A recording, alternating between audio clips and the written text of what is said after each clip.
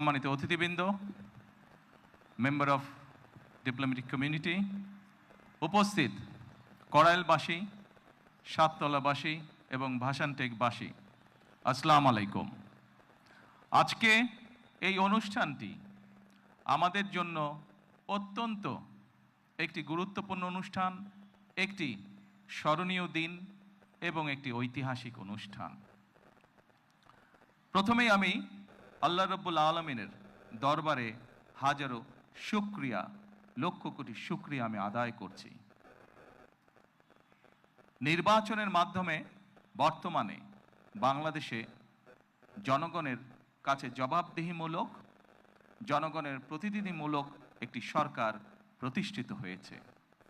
এই সরকারকে এই দেশের মানুষ নির্বাচিত করেছেন। স্বাভাবিকভাবে এই সরকার এই দেশের মানুষের কাছে জবাবদিহি করতে বাধ্য।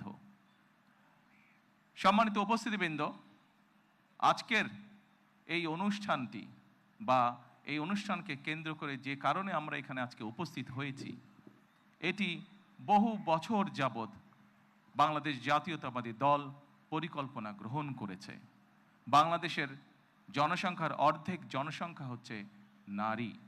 আমরা দৃঢ়ভাবে বিশ্বাস করি এই অর্ধেক জনসংখ্যাকে যদি আমরা পেছনে রাখি, এই অর্ধেক জনসংখ্যাকে যদি আমরা এম্পাওয়ার না করি, তাদেরকে যদি ক্ষমতায়ন না করি, শিক্ষা এবং অর্থনৈতিকভাবে তাদেরকে যদি ক্ষমতায়ন আমরা না করতে পারি, তাহলে অবশ্যই দেশকে কোনোভাবেই সামনে এগিয়ে নিয়ে যাওয়া সম্ভব না।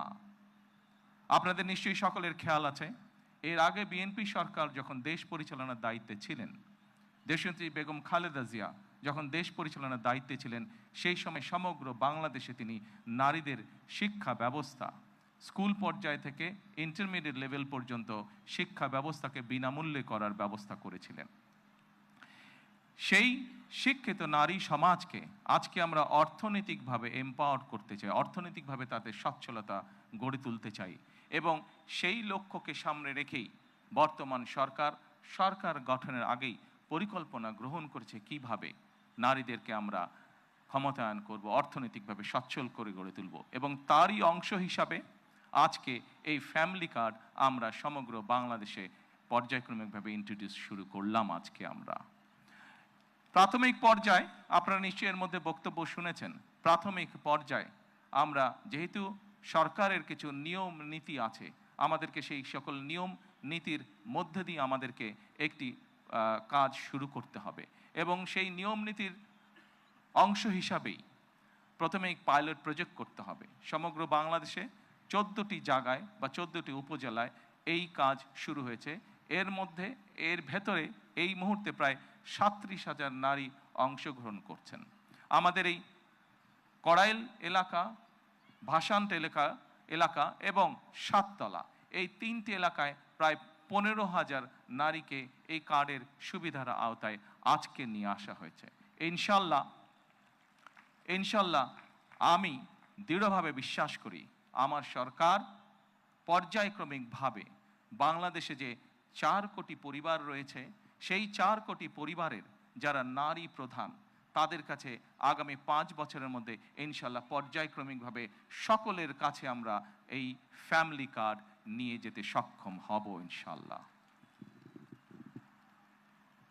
সম্মানিত সকল উপস্থিতিবৃন্দ, আমি আমার বক্তব্যের প্রথমেই বলেছি যে আমরা একটি দায়িত্বশীল সরকারের ভূমিকা পালন করতে চাই, যেই সরকার জনগণের জন্য কাজ করবে, যেই সরকার কাজ করবে দেশের জন্য।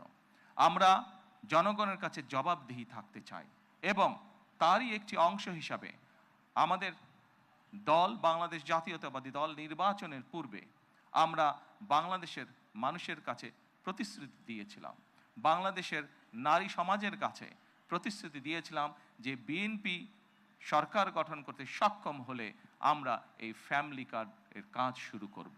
আপনারা নিশ্চয়ই খেয়াল করেছেন, আমরা আল্লাহর রহমতে বাংলাদেশের মানুষের সমর্থন নিয়ে বিগত নির্বাচনে সরকার গঠন করার 1 মাসেরও কম সময়ের মধ্যে আমরা আমাদের এই প্রতিশ্রুতি, জনগণের কাছে দেওয়া প্রতিশ্রুতির কাজ আমরা শুরু করেছি। এবং শুধু এই প্রতিশ্রুতি নয়, আমরা আরও কিছু প্রতিশ্রুতি করেছিলাম, তার মধ্যে যেগুলো আমাদের প্রায়োরিটি প্রজেক্ট ছিল, তার মধ্যে আরেকটি আছে কৃষক কার্ড। সেই কৃষক কার্ডের কাজও আমরা শুরু করেছি ইনশাল্লাহ। ঠিক আজকের এই অনুষ্ঠানে আমরা যেভাবে 37,000 মানুষের কাছে, 37,000 নারীর কাছে আমরা ফ্যামিলি কার্ড তুলে দিতে সক্ষম হয়েছি, ঠিক একইভাবে আগামী মাসের মধ্যে আমরা, আগামী মাসের ভেতরে আমরা কৃষক ভাইদের কাছেও, বহু কৃষক ভাইদের কাছে আমরা কৃষক কার্ড তুলে দিতে সক্ষম হব ইনশাল্লাহ। সম্মানিত উপস্থিতিবৃন্দ, আপনারা নিশ্চয়ই খেয়াল করেছেন আমরা দেশের মানুষের কাছে আমরা প্রতিশ্রুতি দিয়েছিলাম, বিশেষ করে আমরা বাংলাদেশের কৃষক ভাইদের কাছে আমরা প্রতিশ্রুতি দিয়েছিলাম যে বিএনপি সরকার গঠন করতে সক্ষম হলে যাদের কৃষি ঋণ 10,000 টাকা পর্যন্ত আছে, কৃষি ঋণ সুদ সহ, সেই কৃষি ঋণ বিএনপি সরকার গঠনে সক্ষম হলে সেই কৃষি ঋণ আমরা মৌকুফ করব।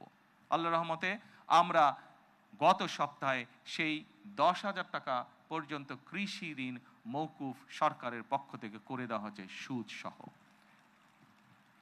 এইভাবে একে একে আমরা জনগণের কাছে দেওয়া প্রতিশ্রুতিগুলো, যেই প্রতিশ্রুতিগুলো পূরণের মাধ্যমে জনগণের ভাগ্যের পরিবর্তন হবে, যেই প্রতিশ্রুতিগুলি পূরণের মাধ্যমে, একটি সরকারের প্রতিশ্রুতি পূরণের মাধ্যমে দেশের ভাগ্যের পরিবর্তন হবে, জনগণের ভাগ্যের উন্নয়ন ঘটবে, সেই প্রতিশ্রুতিগুলো আমরা ধীরে ধীরে পর্যায়ক্রমিকভাবে যে কোনো মূল্যে পূরণের চেষ্টা করব। আজকে এই ফ্যামিলি কার্ড ব্যক্তিগতভাবে আমার জন্য আজকের দিনটি খুবই ইমোশনাল।